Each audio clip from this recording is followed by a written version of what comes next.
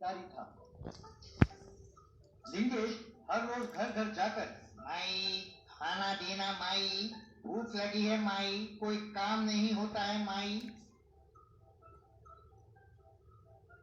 तब घर की औरतें, क्यों रे, तुम जवान और हट्टे कट्टे हो, मेहनत करके गुजारा करने की बजाय यूं भीख क्यों मांग रहे हो? हम मेहनत करके पैसे कमाकर तुम्हें क्यों खाना खिलाए? जाओ जाओ, दफा हो जाओ। खाना देना हो तो दो, वरना रहने दो। मैंने खाना मांगा था, तुम्हारे उपदेश नहीं। तुम नहीं तो और सही, कहकर चला जाता था। इस तरह लिंगेश को उस गांव की औरतें खाना नहीं देती थी, क्योंकि वो दूर दराज का गांव था।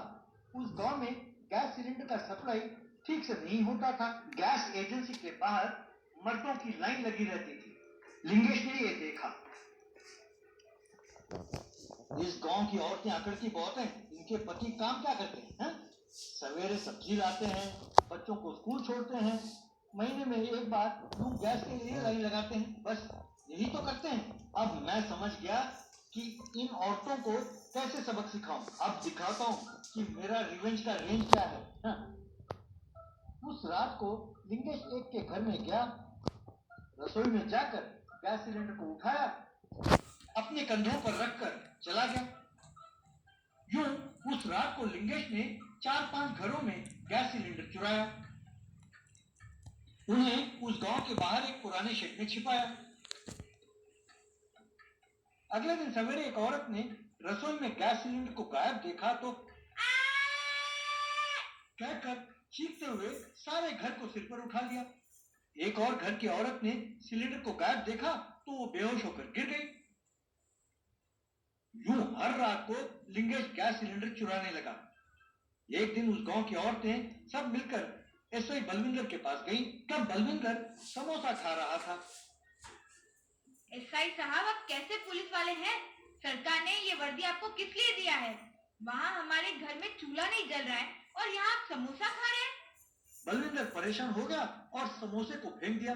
फिर क्या हुआ बहन, गांव में आग लग गई है क्या?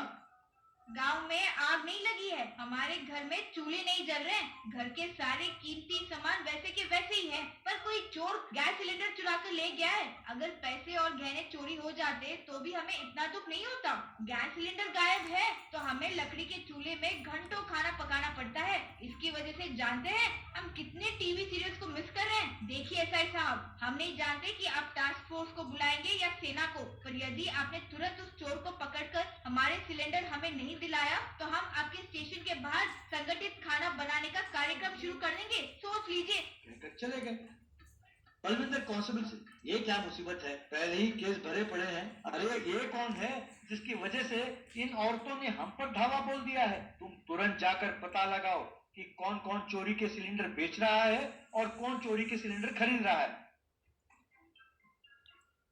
तब तक लिंगेश बहुत सारे सिलेंडर शेड में जमा कर चुका था। कुछ दिनों बाद बलविंदर के पास आया और, सर वो जो भी है सिलेंडर बेच नहीं रहा है सर, चेक पोस्ट पर भी निगरानी बढ़ा दी है, वो सिलेंडर गांव के बाहर भी नहीं ले गया।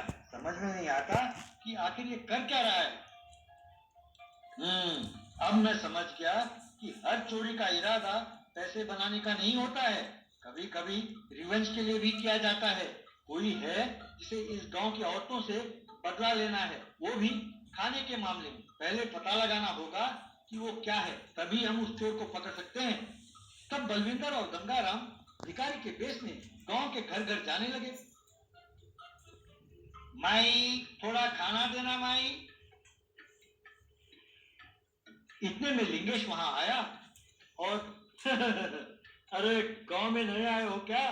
2 साल से इस गांव में मैं भीख मांग रहा हूँ। इन औरतों ने अब तक मुझे 2 रोटी भी नहीं डाला, तो तुम्हें क्यों डालेंगी? ऊपर से सांड की तरह हो, काम करो कहकर 2 घंटे गालियां भी देती रहेंगी। अब इनके अकल ठिकाने आए, जाओ दूसरे गांव में जाकर भीख मांगो।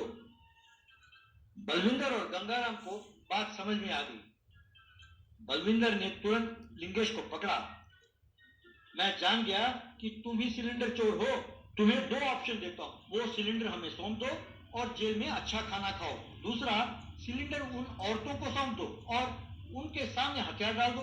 दोनों में तुम्हें क्या करना है सोच लो। ना सर ना, उनके सामने झुका तो मेरा जीना मुश्किल हो जाएगा। मैं आपके पास ही आत्मसमर्पण करता हूँ सर।